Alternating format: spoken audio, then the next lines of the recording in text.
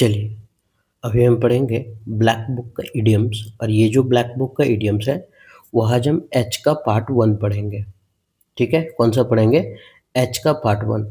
हम क्या करते हैं कि सारा का सारा हम ट्रिक से याद करते हैं, चाहे वो ए हो, बी हो, सी हो, डी हो, कोई भी हो।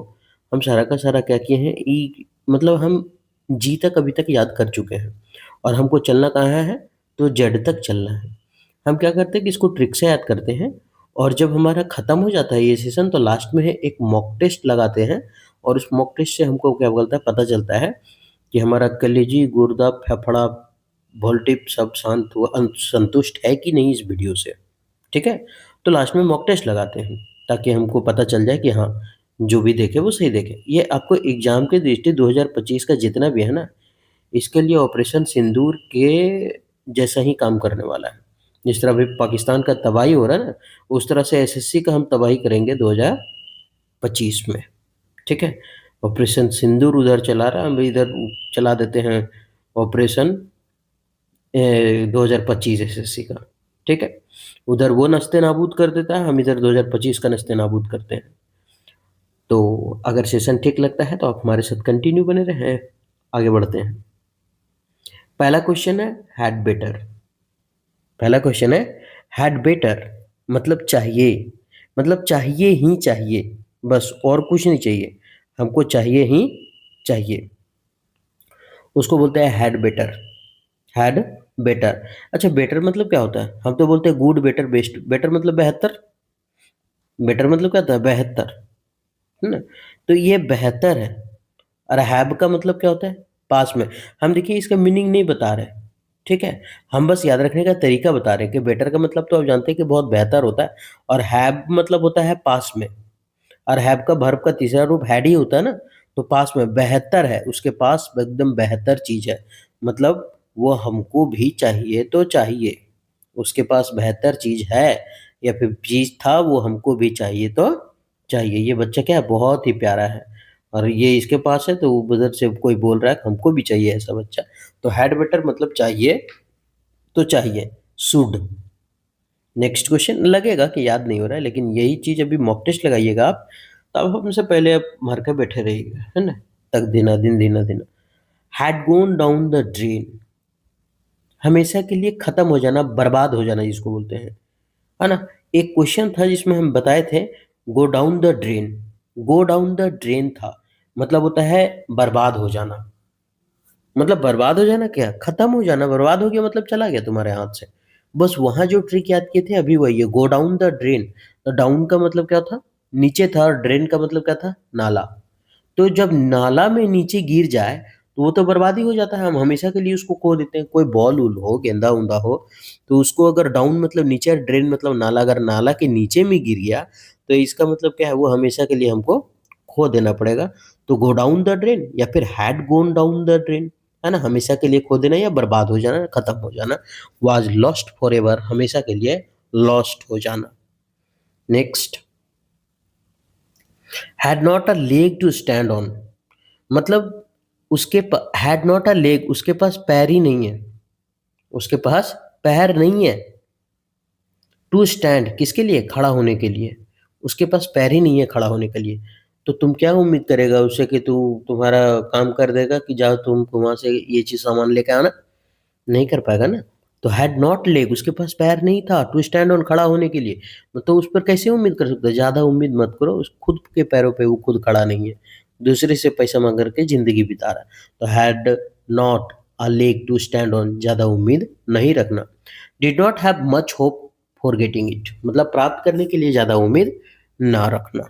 ठीक है, नेक्स्ट आगे बढ़े। क्या है ट्रिक? मतलब हैड नॉट लेग, उसके पास पैर नहीं था खड़ा होने के लिए, तो क्या उम्मीद करेगा उससे दौड़ने का? तो उम्मीद ना होना। नेक्स्ट, हेल एंड हर्टी, चुस्त एंड दुरुस्त। हेल एंड हर्टी का मतलब होता है चुस्त एंड दुरुस्त, मतलब तंदुरुस्त होना एक तरह से बोलिए तो, है ना? हेल एंड हर्टी का मतलब होता है चुस्त एंड दुरुस्त। हालांकि ये हेल अगर हम लिख दें मीनिंग, तो इसका मतलब होता है ना, बोलते हैं कि यार क्या हट्टा कट्टा आदमी है ना? इसको बोलते हैं हट्टा कट्टा। हट्टा कट्टा क्या आदमी है, मस्त है एकदम, हट्टा कट्टा लंबा चौड़ा है, बोलते हैं ना। तो हट्टा-कट्टा आदमी है इसका मतलब क्या है? चुस्त और दुरुस्त होगा तब तो हट्टा-कट्टा ही है, लंबा है भी एकदम लंबा है, मस्त एकदम मुस्टंडा, है ना? तो उसको बोलते हैं, है ना? मस्त होना। तो उसको बोलते हैं ऐसे भी हट्टी का मतलब ना था क्या बोलते हैं उसको अंदर दिल से किसी को हम हार्दिक कामना देते हैं ना वो है। तो हट्टा-कट्टा आदमी है एकदम, हट्टा-कट्टा है तो तभी तो तंदुरुस्त है। हट्टा-कट्टा किसको बोलते हैं? कमज़ोर आदमी बोलेंगे हट्टा-कट्टा? नहीं ना। तो जो तंदुरुस्त रहेगा उसी को तो बोलेंगे। तो हेल एंड हार्टी का मतलब चुस्त और दुरुस्त, स्वस्थ, हेल्दी जिसको बोलते हैं। नेक्स्ट आगे की ओर बढ़ते हैं। हैंड इन ग्लव मतलब होता है घनिष्ठ संबंध होना। घनिष्ठ संबंध। हैंड मतलब हाथ में, ग्लव मतलब ग्लव पहनने वाला जो कीपर पहनता है ना क्रिकेट खेलने वक़्त ठंडा में हम लोग पहन लेते हैं, वो हैंड इन ग्लव। तो हम लोग का जब कोई कीपर होता है उसका सबसे ज़्यादा संबंध किससे होता है? भाई कीपर को सबसे ज़्यादा संबंध है ग्लव से। क्योंकि हेलमेट के बिना तो चलो कीपर कर लेगा थोड़ा दूर जा कर के, लेकिन है ग्लव्स के बिना नहीं कर पाएगा। तो सबसे ज़्यादा हाथ से ग्लव्स का सबसे ज़्यादा संबंध हाथ से है, एकदम घनिष्ठ संबंध है। हाथ से सबसे ज़्यादा संबंध किसका है? ग्लव से। तो घनिष्ठ संबंध, in close association, in partnership for something dishonest. Next, hand over fist, बहुत तेजी से। हैंड ओवर फिस्ट मतलब क्या होता है? बहुत तेजी से। हैंड ओवर फिस्ट का मतलब होता है बहुत तेजी से। हैंड ओवर फिस्ट बहुत तेजी से, ठीक है। हम इसको क्या करते हैं ना, हैंड ओवर फिस्ट रट लेते हैं इसको। हैंड ओवर फिस्ट बहुत तेजी से, हैंड ओवर फिस्ट बहुत तेजी से, हैंड ओवर फिस्ट बहुत तेजी से, हैंड ओवर फिस्ट बहुत तेजी से, ठीक है। Quickly and continuously, quickly and continuously लगातार, मतलब बहुत तेजी से कोई काम करना। हैंड ओवर फिस्ट बहुत तेजी से, quickly and continuously, hand over fist बहुत तेजी से, quickly and continuously. Handle with kid gloves, बहुत सावधानी से। Handle with kid gloves. अब एक बात बताइए, कीपर आप किए तो वहाँ हैंड ग्लव था, वही था ना हैंड इन ग्लव, तो इसका मतलब घनिष्ठ संबंध था। अब यहाँ बच्चा वाला तुमको ग्लव्स पहनने के लिए दे देगा और बोलेगा तुम विकेट के पीछे हैंडल करो सब चीज, कर पाओगे? नहीं कर पाओगे। क्यों? उंगली ही नहीं घुसेगा उसमें, लग जाएगा चोट। तो क्या करेंगे? कीपर करते वक्त बहुत ही सावधान रहेंगे हम, है ना, कि देख भाई अगर बॉल आए तो हाथ के बीचों बीच में लगे तभी फायदा, उंगली उंगली में ना लगे। तो हैंडल विद किड ग्लव, अगर ऐसा ही हैंडलिंग हैंड इन ग्लव है तब तो चलो भाई घनिष्ठ संबंध, अपना ही ग्लव है हैंड का। लेकिन यह हैंडल हैंडल करना, किड ग्लव्स, बच्चों के ग्लव से उसको हैंडल कर रहे हैं, तो मतलब तो सावधानी से करना पड़ेगा, नहीं तो चोट लगेगा, है ना। हम केवल ट्रिक बता रहे हैं, मीनिंग में है। तो हैंडल विद किड ग्लव मतलब बहुत सावधानी से, to treat someone with extreme care, बहुत ज़्यादा केयर दिखाना। नेक्स्ट, हैंग वंस हेड, शर्मिंदा महसूस करना। हैंग का मतलब क्या होता है? लटक जाना। वंस मतलब अपना, हेड मतलब माथा, नहीं है माथा, जैसे कोई अगर डांटने उठने लगता है तो मुड़ी नीचे लड़का के मुड़ी नीचे झुका लेते हैं और शांत हो जाते हैं, मतलब क्या? शर्मिंदा महसूस करते हैं, तो साला कहा है लो उसको बुलाने गए, है ना, बोलने के कि चलो रे क्रिकेट खेलने, उसको मैया अगर याद ही, तो इनके खेले के बेरा पढ़े लिखे के बेरा ना, हालांकि अपना बेटा आ रहा है उसको कोई करते नहीं, लेकिन दूसरा बेटा दूसरे की।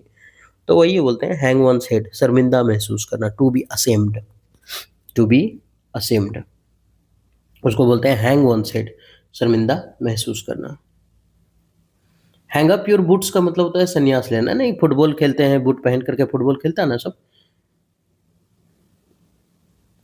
फुटबॉल ये है फुटबॉल, मतलब फुटबॉल नहीं है ये है शूज, ठीक है, बड़ा वाला जूता। अब इसको क्या कर दिया कि ये टांगने वाला है, अब इसको जा करके हैंगर में है यहाँ पर ही लटका दिया, ठीक है।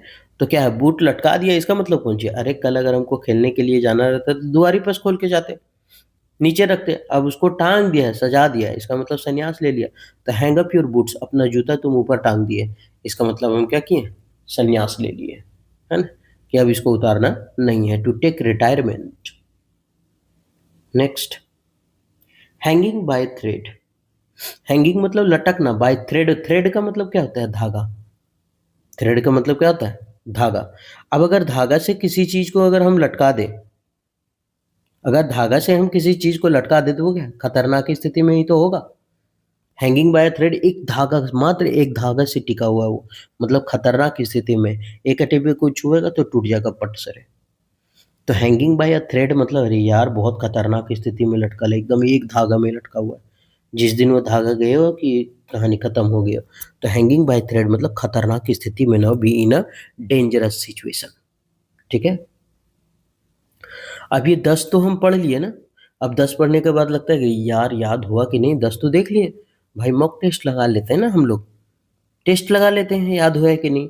हालांकि यहाँ हम इंग्लिश नहीं लिखें, क्योंकि यहाँ क्या होता है ना कि एक तरफ हिंदी है और एक तरफ अंग्रेजी है, तो उसका इसका हिंदी तरफ अंग्रेजी लिखने की जगह नहीं है। ठीक है, तो यहाँ हम इंग्लिश में सब लिख दिए। ठीक, तो देख लेते हैं अब इसका मीनिंग।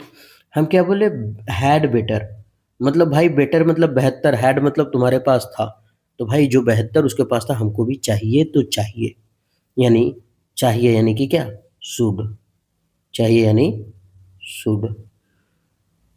ठीक है, ये होगा पहला नंबर। Next, had gone down the drain, हम क्या था, गो डाउन द ड्रेन, एगो था इसके पहले था जी वाला में, गो डाउन द ड्रेन, मतलब कुछ नहीं था, खाली हैड नहीं था उसमें और गोन नहीं था, गो था, गो डाउन द ड्रेन। खाली अगर इसको हम एनी हटा करके हैड हटा दें तो सेम टू सेम वही वाला है। Go down the drain, down का मतलब क्या होता है, नीचे, और ड्रेन का मतलब नाला में अगर नीचे गया तो बर्बाद हो गया सारा कुछ, है ना, हमेशा के लिए भूल जाओ उसको, तो हमेशा के लिए खो देना, ये हुआ सेकेंड नंबर यहाँ। ठीक है, had not leg to stand on, उसके पास पैर ही नहीं है खड़ा होने के लिए, क्या उम्मीद करता है दौड़ने का उससे, तो क्या होना, ज्यादा उम्मीद नहीं करना, ये हुआ third number. Hello and hearty, hello का मतलब क्या था, पूरा हट्ठा कट्ठा आदमी बोला था, है ना। तो हेल एंड हर्टी, हर्ट मतलब दिल जिसका स्वस्थ है, तंदुरुस्त है, तो हेल एंड हर्टी मतलब चुस्त और दुरुस्त। हैंड इन ग्लव, हाथ में ग्लव है, वो तुम्हारा है, बच्चों वाला नहीं है, तुम्हारा है, तो इसका मतलब घनिष्ठ संबंध है उससे, और बच्चा वाला रहता है तो सावधानी से काम करना पड़ता है ताकि चोट ना लग जाए। ठीक है, नेक्स्ट, हैंड ओवर फिस्ट, हम बोले थे इसको याद रखने के लिए, हैंड ओवर फिस्ट मतलब बहुत तेजी से, हैंड ओवर फिस्ट बहुत तेजी से, हैंड ओवर फिस्ट बहुत तेजी से, हैंड ओवर फिस्ट बहुत तेजी से, हैंड ओवर फिस्ट बहुत तेजी से। नेक्स्ट, तो ये हो गया 6 number. Handle with kid glove, हम क्या बोले, हैंडल करना है तुमको पिकेट के पीछे से, किसका ग्लव से, किड ग्लव, यानी बच्चों का ग्लव्स पहनना है और तुमको पीछे बड़ा का क्रिकेट में हैंडल करना है, स्टंप करना है धोनी को, तो मतलब बहुत सावधानी से रहेगा ना भाई, तो बहुत सावधानी से, सावधान। हैंग वंस हेड, अपना माथा को लटका दिया, मुड़ी लटका दिया, मतलब कोई डांटा होगा, शर्मिंदगी वाला काम किया होगा तो शर्मिंदा महसूस करना। Next, hang up your boots, अपना तुम जूता को ऊपर टांग दिए, हैंग अप योर बूट्स मतलब क्या है, जूता टांग दिए मतलब कल से खेला बंद, तो इसका मतलब संन्यास ले लेना। नेक्स्ट, हैंगिंग बाय अ थ्रेड, एक धागा से, मात्र एक धागा से टिका हुआ है यार, बहुत खतरनाक स्थिति में, वो कभी भी गिर सकता है। नेक्स्ट,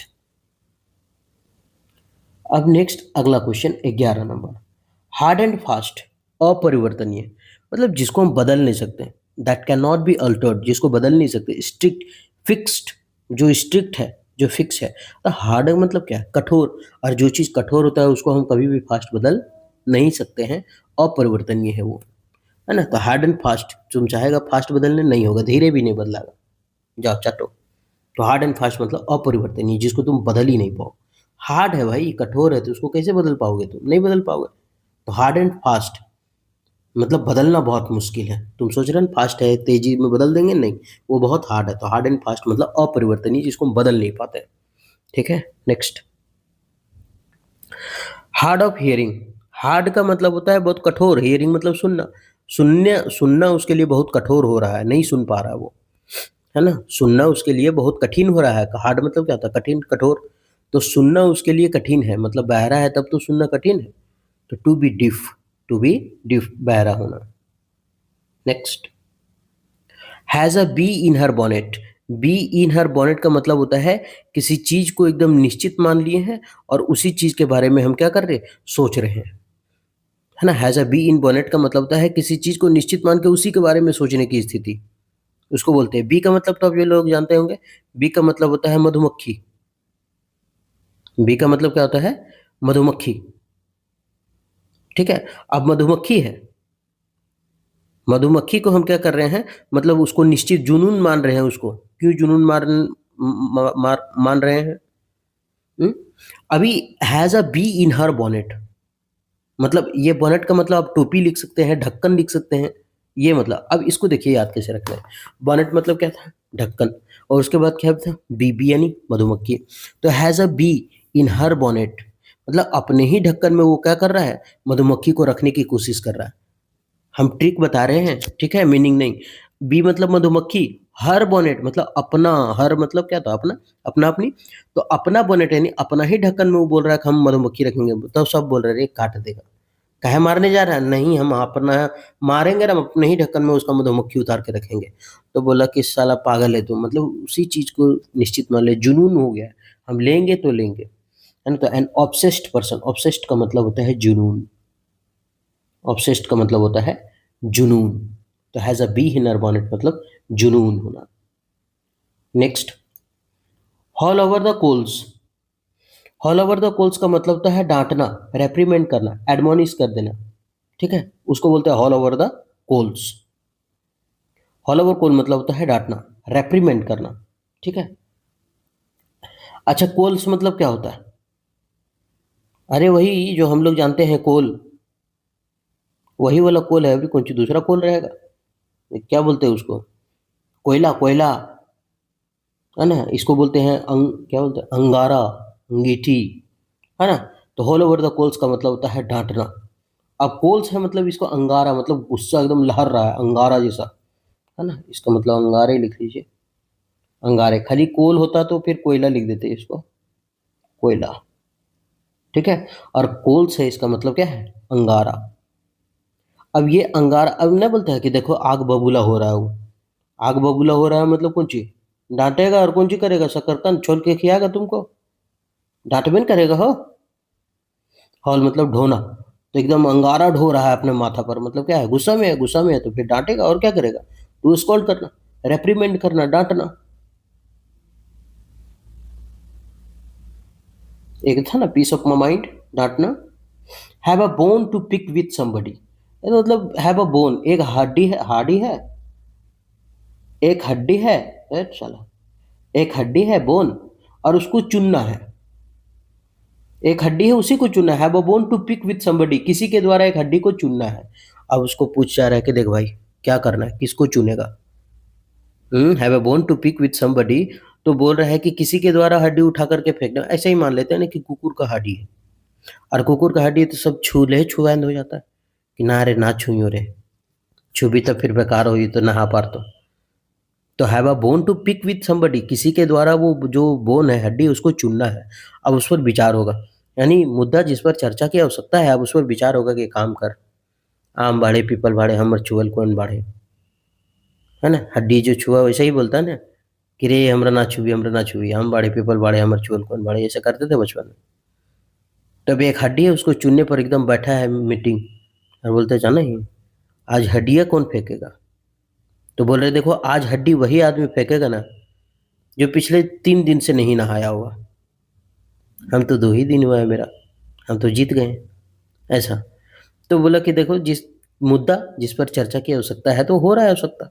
डिसएग्री और बी अनॉयड विद समवन, है ना? तो मुद्दा जिस पर चर्चा की आवश्यकता है, डिसएग्री है, लोग सहमत नहीं हैं, और भी अनॉयड विद समवन, और किसी से लोग क्या हैं? नाराज़ हैं। किसी से लोग क्या हैं? नाराज़ हैं। ठीक है? तो ये है मुद्दा जिस पर चर्चा करने की क्या है? बात है। डिसएग्री है, और मतलब have a bone to pick some, अब कोई राज़ी होगा इसमें हड्डी उठाने में? नहीं होगा भाई, डिसएग्री होगा, नाराज़ हो जाएगा। देखो मुद्दा है जिस पर हम लोग चर्चा कर रहे हैं लेकिन लोग नाराज़ हैं, कुछ काम होने वाला नहीं है। Next, have a chip on one's shoulder, पुरानी घटना पर अभी तक गुस्सा रहना। नहीं, किसी को अगर खूब एकदम गुस्सा दिला देते हैं उसके बाद जाकर के कंधा में एक टिप उचकाते हैं, अरे सुनो ना, छोड़ो ना यार वो सब बात। तो वो क्या करता है, गंधा उचका देता है कंधा, धर छोड़ो ना, मत बात करो हमसे। तो पुरानी घटना पर अभी भी बेचारा क्या है? गुस्सा है। तो have a chip one shoulder, किसी के कंधों पर एकदम चिप हल्का सा हाथ रख करके बोलते हैं ना, अरे अभी तक गुस्सा है तुम, अरे छोड़ो ना यार, तुम दिमाग मत खराब करो। इसका मतलब भाई पुराना जो घटना हुआ अभी तक गुस्सा है उस पर।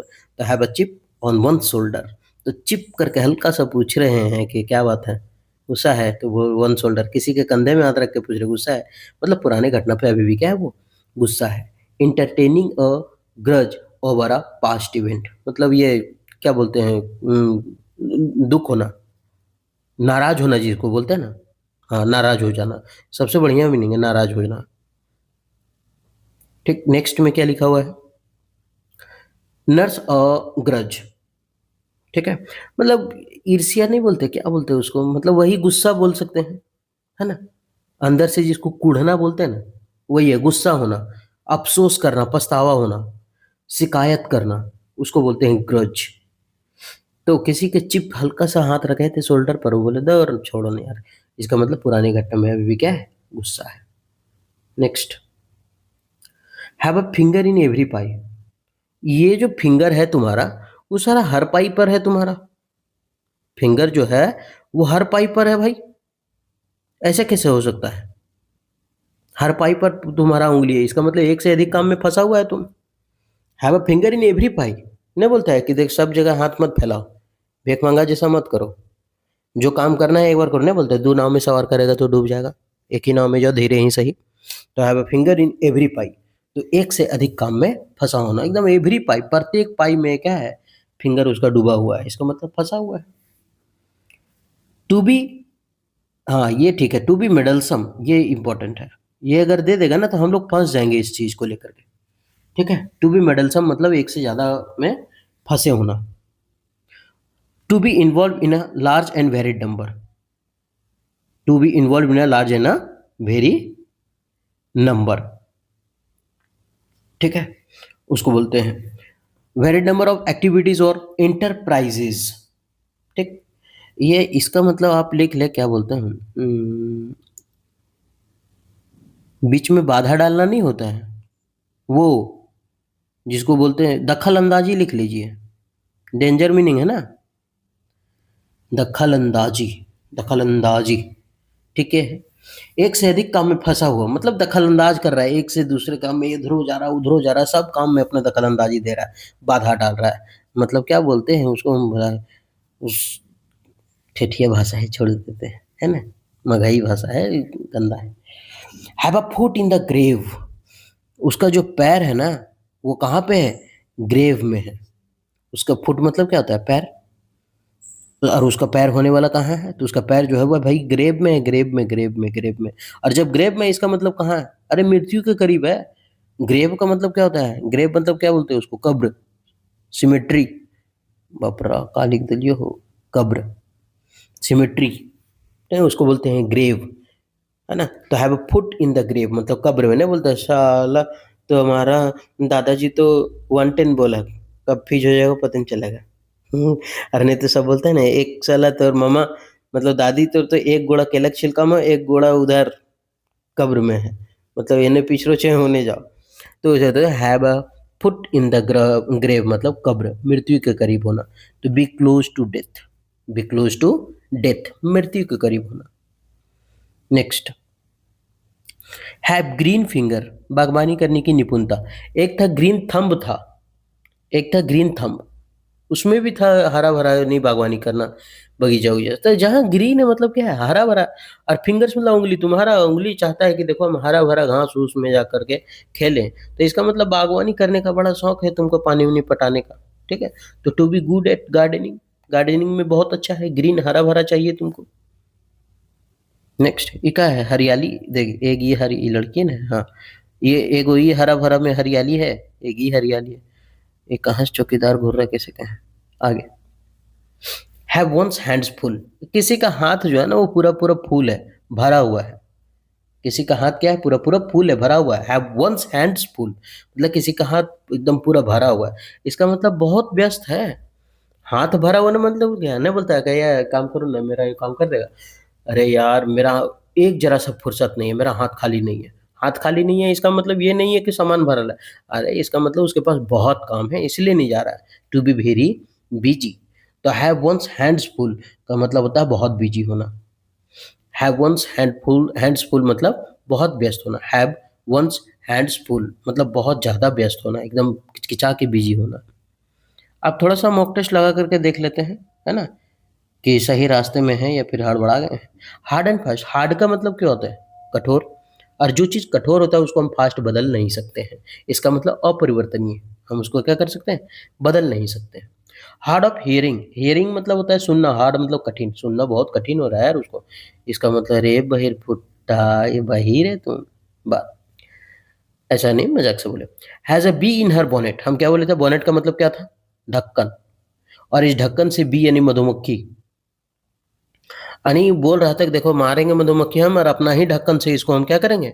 ढकेंगे मधुमक्खी को। बोला देखो तुम्हारे से कुछ कवरने वाला नहीं है, शकरकंद तक नहीं उचरेगा तुम्हारे से।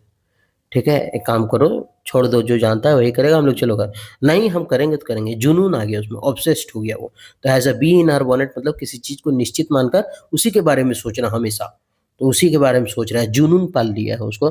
तो has a bee in her bonnet. और नहीं तो इसको गाँव वाला ट्रिक से याद करते हैं। कभी भी बाराती-वराती में अगर साउंड बजता है ना, तो गाड़ी का बोनेट पर नाचने का बड़ा जुनून रहता है उन लोग को। काहे? बाप रे! बोनेट पर चढ़ के नाचेंगे तो लड़की सब कहेगी, "अरे साला!" मतलब ऐसा सोचता है लोग कि हम बोनट पर नाच रहे हैं अलग-अलग तरीका से, तो वो सोचता है कि सब हम ही को देख रही थी। उसको ये नहीं पता है, देख तो रही है लेकिन गरिया रही है अंदर मने से कि पिलुआ नीचे ना नाचो पारे। तो as a bee in her bonnet मतलब क्या होता है? जुनून पाल लेना किसी चीज़ का। तो बोनेट, गाड़ी के बोनेट पर नाच रहा था, है ना? ऑल ओवर द कोल्स, कोल मतलब अंगारा। ओ, कोल मतलब क्या था? अंगारा। तो अंगारा पाल करके लिखा है, उठा करके रखा, अंगारा मतलब कोल्स। मतलब हमेशा जब चलता है वो तो अंगारा लेकर के चलता है। मतलब गुस्सा लेकर के चल रहा है भाई, तो इसका मतलब डाँट मिलेगा तुमको। इसका मतलब क्या है? कि डाँट मिलेगा, चाहे जैसे भी मिले। मिले ना मिले इसे नहीं बताया, लेकिन डाँट मिलेगा, मिलेगा। क्योंकि वो कोल से लेके चल रहा है, अंगार लेके चल रहा है। ठीक है? तो ये चीज़ याद रखना है। ये होल मतलब लिख दिए थे ना, ढोना। तो अंगारा ढो रहा है वो। और अंगारा ढो रहा है मतलब गुस्सा ढो रहा है, और गुस्सा ढो रहा है तो फिर सुनेगा डाँट। तो ये होगा डाँटना। Next, have a bone to pick with somebody. अब एक हड्डी है और किसी के द्वारा उसको उठाना है। तो अब मीटिंग बैठ रहा है, उस बात पर सब चर्चा कर रहे हैं। तो बोले देखो भाई, इस बात से हम एग्री नहीं हैं। तो क्या हो जाना? एग्री नहीं है, एनॉय है, नाराज हो गया है ना? नाराज होना, एनॉयड होना, इसको डिसएग्री होना। जिस मुद्दा पर चर्चा करने की आवश्यकता है, जिस मुद्दा पर आवश्यकता है चर्चा करने की, यानी कि डिसएग्री।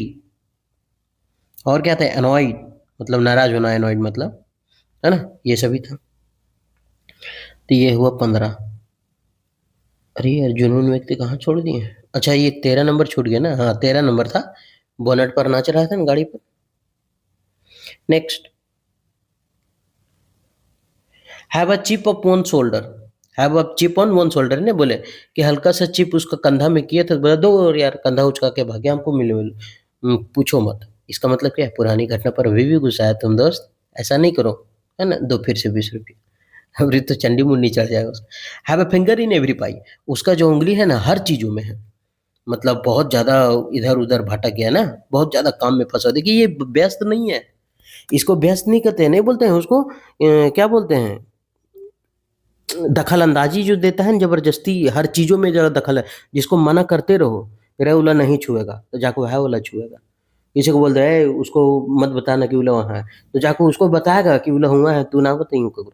तो ये दखल-अंदाज़ी देना बोलते हैं इसको, यानी उसका उँगली हर हाथ में सोचता है कि हम सब काम में करेंगे और सब काम में बोलेंगे कि नहीं हम किए हैं, ऐसा। तो have a finger in every pie मतलब क्या होता है? बहुत काम में फँसा होना, ये वाला मारेंगे इसको। Have a foot in the grave, उसका पैर जो है वो कब्र में है, मतलब मृत्यु के करीब है। जैसे पाकिस्तान अभी मृत्यु के करीब है ना। Next, have green finger, green मतलब हरा भरा होता है ना, तो उसको हरा भरा में शौक है, तो इसका मतलब बागवानी में निपुणता है। नेक्स्ट है, हैव वंस हैंड फुल, उसका हाथ पूरा भरा हुआ काम से, बहुत व्यस्त है, नहीं काम करेगा तुम्हारा, तो ये बहुत व्यस्त हो जाना। ठीक है। नेक्स्ट, अब ये हुआ, एच का पार्ट 1 खत्म हुआ है। ठीक है। अब ये 30 मिनट है, आप चाहें तो इसको डबल फास्ट करके 15 मिनट में देख सकते हैं। आप अगर हम 30 मिनट में हम कराना चाहते हैं, तो अभी हम दूसरे के जैसे अगर हम कराना चाहते हैं ना, बिना मॉक और खाली क्वेश्चन अगर कराना चाहते हैं, तो आप एक बार सोच करके देखिए, 10 पढ़ाएँ, 10 मॉक लगाएँ, फिर 10 पढ़ाएँ, 10 मॉक लगाएँ, 40 हो गया। और स्मॉक और ट्रिक बताने में टाइम लगा तो हम ये 30 मिनट में हम 100 क्यों नहीं बताएँगे? पढ़-पढ़ के निकाल देंगे ना, सीधे बोलेंगे have a chip of one shoulder, पुरानी घटना पर अभी तक गुस्सा रहना, have a foot in the grave, मृत्यु के करीब होना, बी क्लोज टू डेथ। तो ये सब हम क्यों ना बोल दें? तो हम तो ये भी थंबनेल लगा सकते हैं कि 30 मिनट में 100 इडियम सीखिए। शकरकंद सीखिए, उसको सीखना नहीं कहते हैं, उससे अच्छा किताब पढ़ना होता है। किताब निकालेंगे और हम भी पढ़ लेंगे 30 मिनट में, रीडिंग लगा लेंगे। आधा घंटा में 100 को आराम से रीडिंग लगा लेंगे। हमको रीडिंग नहीं लगाना है, हमको दिमाग में बैठाना है, कैच करना है उसको। ताकर कि जब एग्ज़ाम आए तो हम इसको डबल फास्ट करके भी रिवीजन करके चले जाएँ, तो कॉन्फिडेंस अंदर बना रहे कि हाँ, हम इडियम्स और फ्रेज़ जो है ना, वो पूरा ब्लैक बुक का रिवीजन कर लिए हैं। ऐसा मन में होना चाहिए, तब जाकर के एग्ज़ाम फोड़ पाएँगे।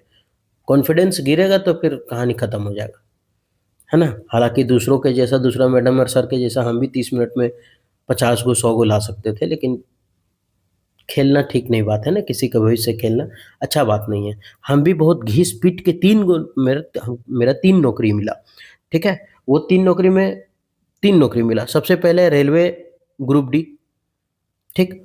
उसके बाद ये सीजीएल, जिसमें हमको पीए पोस्ट मिला। उसके बाद में क्या मिला? ईपीएफओ, इसमें एसएसए पोस्ट मिला। ठीक है? अब सोच लीजिए कि अगर हम छोटा-सा मेहनत है वो सोचते कि इसी तरह से खाली हम 30 में 100 करके जाते तो नहीं होता।